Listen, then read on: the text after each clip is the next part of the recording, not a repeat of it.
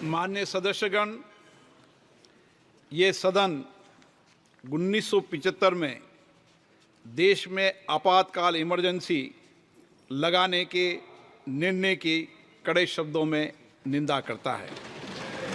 इसके साथ ही हम उन सभी लोगों की संकल्प शक्ति की सराहना करते हैं जिन्होंने इमरजेंसी का पुनर्जोर विरोध किया, अभूतपूर्व संघर्ष किया और भारत के लोकतंत्र की रक्षा का दायित्व निभाया।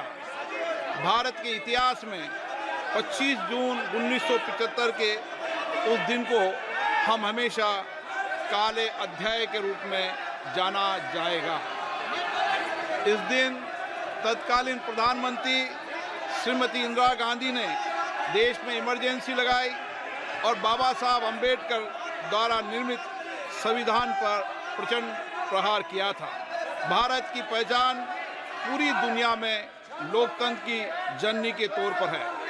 भारत में हमेशा लोकतांत्रिक मूल्यों और वाद संवाद का समर्थन हुआ, हमेशा लोकतांत्रिक मूल्यों की सुरक्षा की, उन्हें हमेशा प्रोत्साहित किया गया। ऐसे भारत पर श्रीमती इंदिरा गांधी द्वारा तानाशाही थोप दी गई, भारत के लोकतांत्रिक मूल्यों को कुचला गया और अभिव्यक्ति की आज़ादी का गला घोटा गया। इमरजेंसी के दौरान भारत के नागरिकों के अधिकार नष्ट कर दिए गए, नागरिकों से उनकी आज़ादी छीन ली गई। ये वह दौर था जब विपक्ष के नेताओं को जेल में बंद कर दिया गया, पूरे देश को जेल खाना बना दिया गया। तब की तानाशाही सरकार ने मीडिया पर अनेक पाबंदियां लगा दी गई थी, न्यायपालिका की स्वतंत्रता पर अंकुश लगा दिया गया था। इमरजेंसी का वह समय हमारे देश के इतिहास में अन्याय काल का एक काला खंड था। आपातकाल इमरजेंसी लगाने के बाद उस समय कांग्रेस सरकार ने कई ऐसे निर्णय किए जिन्होंने हमारे संविधान की भावनाओं को कुचलने का काम किया। पूर्व और निर्दयी maintenance of internal secretary act Misa में बदलाव करके कांग्रेस पार्टी ये सुनिश्चित किया कि हमारी अदालतें मीसा के तहत गिरफ्तार लोगों को न्याय नहीं दे पाए। मीडिया को सच लिखने से रोकने के लिए parliament president production of publication refill act, press council refill act और prevention of publication of objectional matter act लाए गए। इस काले खंड में संविधान में 38वां, 89वां, 40वां, 41वां, 42वां संविधान संशोधन किया गया। कांग्रेस सरकार द्वारा किए गए संशोधन का लक्ष्य था सारी शक्तियां एक व्यक्ति के पास आ जाए, न्यायपालिका पर नियंत्रण हो, संविधान के मूल सिद्धांत खत्म किए जा सके। ऐसा करके नागरिकों के अधिकारों का दमन किया गया और लोकतंत्र के सिद्धांतों पर आघात किया। इतना ही नहीं, तत्कालीन प्रधानमंत्री श्री इंदिरा गांधी ने कमिटेड ब्यूरोक्रेसी और कमिटेड जुडिशरी की बात कही, जो उनकी लोकतंत्र विरोधी रवैये का एक उदाहरण है। इमरजेंसी अपने साथ ही ऐसे असामाजिक और तानाशाही की भावना से भयंकर चुनौतियों को लेकर आई, जिसने गरीबी, दलित और वंचितों को तबाह कर दिया। इमरजेंसी के दौरान लोगों को कांग्रेस सरकार द्वारा जबरन थोपी गई अनिवार्य नसबंदी का, शहरों में अतिक्रमण हटाने के नाम पर मनमानी का और सरकार की कुनीतियों का प्रहार झेलना पड़ा। ये सदन उन सभी लोगों के प्रति संवेदना जताना चाहता है। 1975 से 1970 कालाखंड अपने आप में एक ऐसा कालाखंड है जो हमें संविधान के सिद्धांतों, संघीय ढांचे और न्यायिक स्वतंत्रता के महत्व को याद दिलाता है।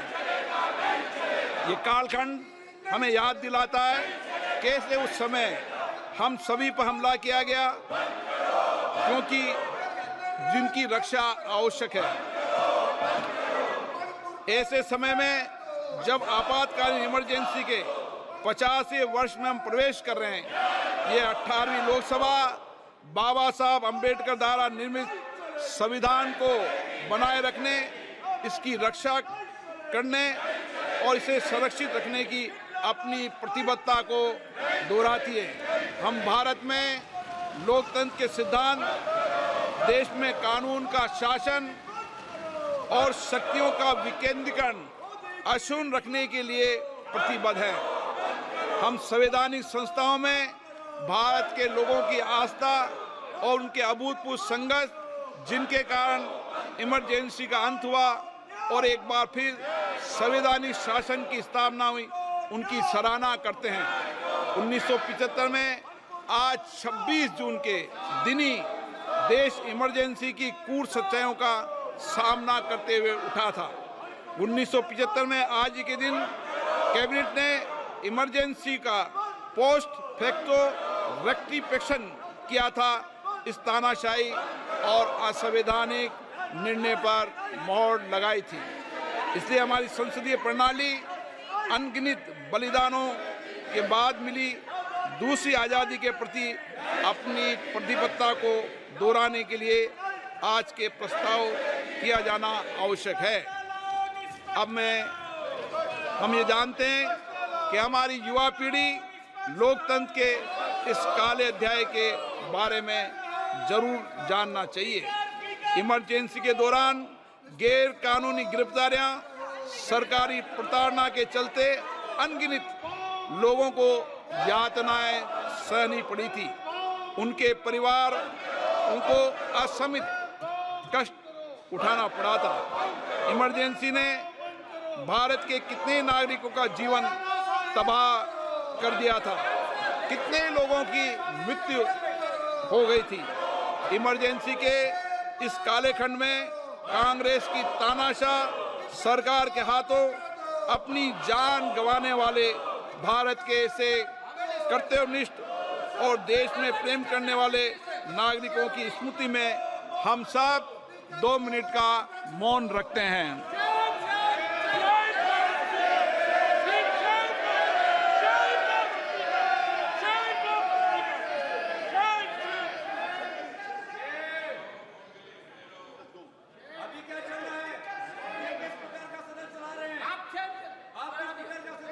ओम शांति।